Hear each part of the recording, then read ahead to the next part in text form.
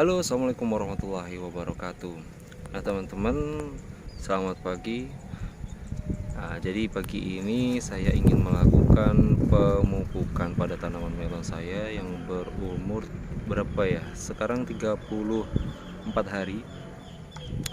Jadi buah sudah sebesar telur ya, ada yang lebih besar.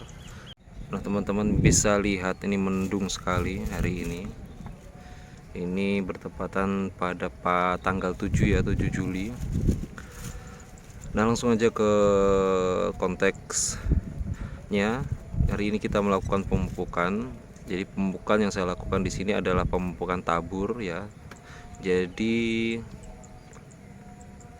ini kita juga melakukan pengairan ya untuk tanaman melonnya. Jadi pemupukan tabur itu dibarengi dengan pengairan.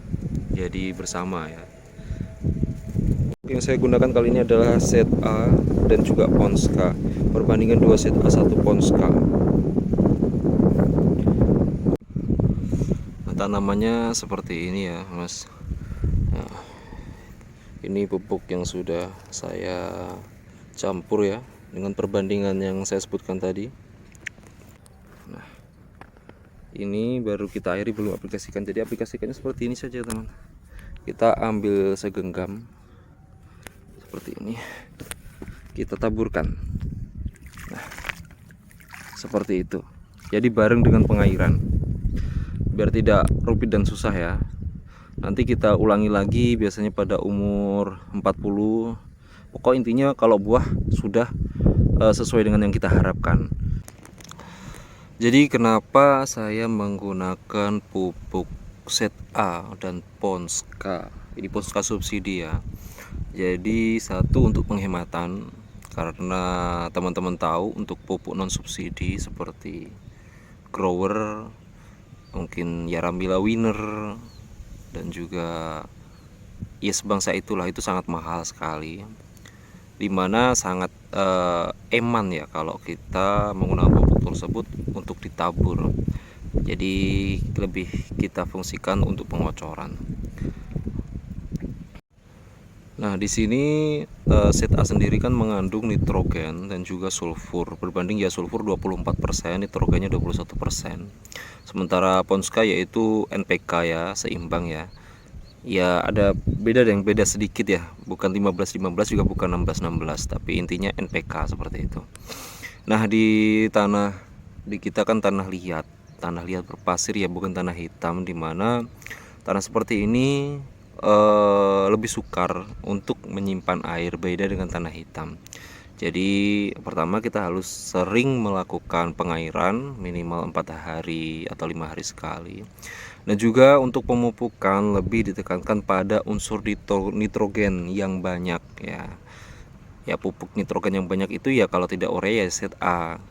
Nah, tapi kalau untuk fase pembuahan seperti ini, kalau untuk menggunakan urea ya agak-agak rawan juga ya. Jadi takutnya nanti kebesaran dan kualitas buah jelek. Jadi kita menggunakan set A. Dimana set A sendiri teman-teman tahu ada sulfur, dimana sulfur itu sebagai pengangkut dari nutrisi-nutrisi ke seluruh jaringan tanaman. Jadi mentransportasikan seluruh unsur hara dan nutrisi ke seluruh jaringan tanaman. Itulah fungsi sulfur. Dan juga sebagai ketahanan akan penyakit ya. Kita tahu bahwasanya fungisida itu banyak juga yang mengandung sulfur, nah, atau belerang. Nah, jadi untuk fase umur seperti ini, umur 35 dengan buah sebesar telur ya. Ini teman-teman. Nah, ini seperti ini, buah-buah seperti ini. Banyak, udah ada yang besar juga. Nah, itu teman-teman banyakin saja pupuk. Enggak apa-apa gitu loh. Karena tanaman pun juga hidup ya seperti kita. Walaupun kita dikasih juga banyak, nasi banyak, pastinya kita juga memakan secukupnya. Maksudnya secukupnya itu ya yang penting kenyang beres. Nanti kalau lapar lagi kita ambil lagi. Begitu juga tanaman, kasih pupuk aja banyak. Nanti dia tetap menyerap secukupnya. nanti lapar lagi, nutrisi itu masih tersimpan, diambil lagi gitu loh. Tapi juga kita harus tahu pupuk seperti apa yang bisa bertahan lama dalam tanah. Nah, itu mungkin kita lakukan pembahasan di lain waktu ya. Bukan pupuk yang langsung menghilang, sekali aplikasi langsung menghilang dan tidak bisa tersimpan lama di dalam tanah. Nah, jadi seperti itu ya teman-teman.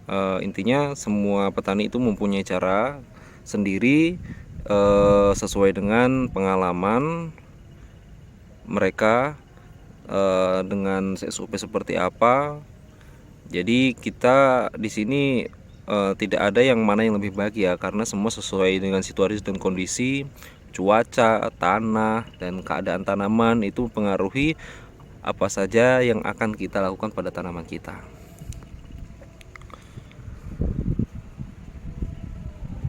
Nah, semoga bermanfaat buat teman-teman semuanya. Salam sukses, salam petani Indonesia.